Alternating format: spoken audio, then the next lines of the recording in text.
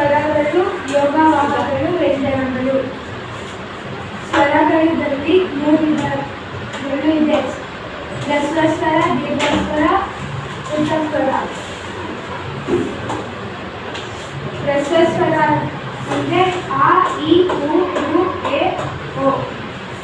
ದೀರ್ಘಸ್ವರ ಅಂದರೆ ಆ, E, uh, A, ಔ. ಯೋಗವಾಹದಲ್ಲಿ 2 ವಿಧಗಳು ಇದೆ. ಅನುಸರ್ಗ, ವಿಸರ್ಗ. ಅನುಸರ್ಗ ಅಂದರೆ ಅನುಸ್ವಾರ. ಅನುಸ್ವರ ಅಂದರೆ ಅಂದ, ಚಂದ, ಬಣ್ಣ, ಕಂದ.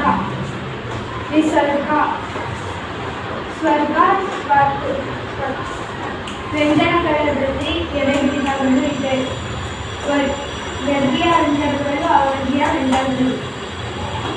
ವರ್ಗೀಯ ವ್ಯಂಜನಗಳಲ್ಲಿ 3 ವಿಧಗಳು ಇದೆ. ಅಲ್ಪಪ್ರಾಣ, ಮಹಾಪ್ರಾಣ, ಅನುಸ್ವಾರ.